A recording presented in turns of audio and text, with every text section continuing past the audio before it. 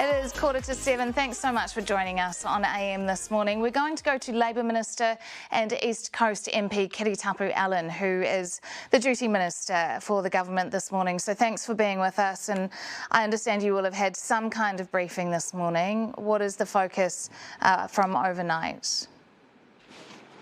Yeah, morena, Melissa. Look, the focus for us really at the moment is caring for those that have been displaced. It's providing those utilities, connecting people up.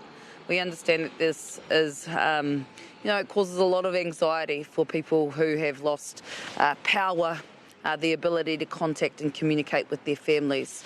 So we're taking in all of government response to just really get people connected back in. Huge amount of efforts have gone in from emergency management teams, obviously over the last few days, but overnight as well. We're seeing some better roading connectivity.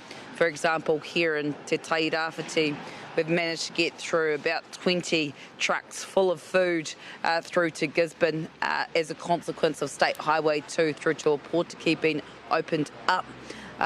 So look, there's a lot of work going on here on the ground. For us as a government, it's really just making sure that we can provide that wraparound support to all of those communities that have been displaced.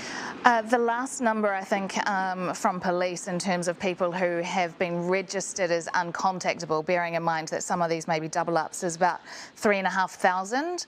Is there any update on that figure?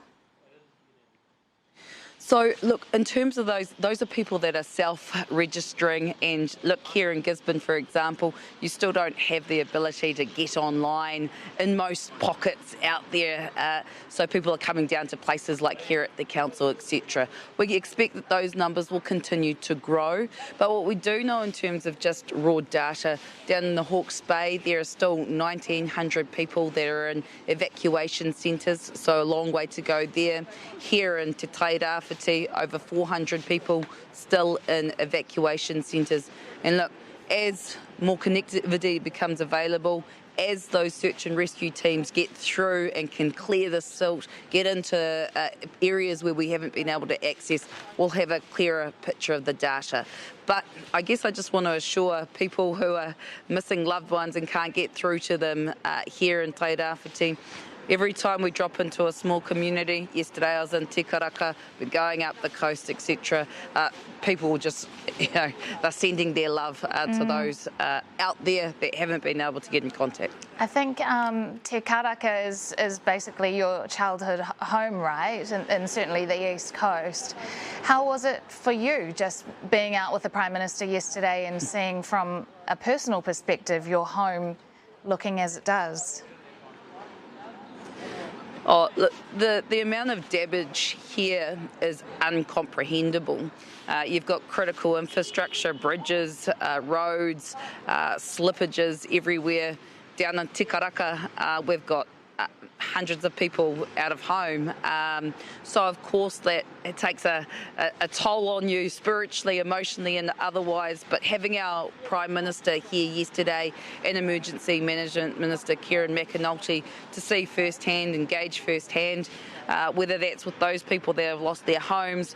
Right here, we met with business leaders, for example, Richard Burke from Leader Brand, talking about the impact on his ability to get workers paid and, produce out the door. It starts to form a really 360 picture as to how we as a government need to be constantly responding. You saw that $2 million yesterday made an emergency meal relief fund here to Hawke's Bay and to Gisborne. That provides great certainty for our civic leaders to just get out there and start clearing those roads, doing what they need to do. And a real assuredness from us as central government that there will be ongoing support, and those are indeed the conversations we're having right now. Have you been able to be in touch with all your whānau and friends in the area? Yeah, it's growing. Not everybody. I'm really hankering to get up the coast. But look, I spoke with the rescue helicopter teams last night. We've got people here from the Dunedin helicopter rescues, Otago, Queenstown, Taupō, supporting our locals here. they managed to do fly-ins to all of they think that they went into almost every single rural home over the last 2 days and provided much needed medication, updates, communications. Some people just stoked to see, human beings outside of their own family. So we're starting to get that intel through now, which is providing assurances. But look, we're also aware that there's still many areas that we are yet to establish contact with. And the more that we can get our people out into those communities to provide us with the intel as to what's going on, it provides one, a level of assurance, but two, greater clarity about the ongoing support that will be required. So that's the situation we're in at the moment. Kiri, ko rini tēnei, it's ōrini. Just touching on the efforts, also acknowledging the government, the recovery efforts there from the government, but also te runanga nui o Ngāti Porou, a lot of the iwi themselves are pitching in. Yesterday we saw Starlinks being dropped off by a handful of locals living outside of the region. What do you make of that, the support that's flooding in, excuse the pun, but flooding in from iwi themselves, from hapu and local whānau? Oh, look, here in the East Coast, we cannot do the recovery effort without our iwi, without our hapu, our marae being stood up in the way that they've stood up. You'll see some activity walking behind me at the moment. People are going in for the 7 a.m. Emergency management meeting where you're bringing in all the providers.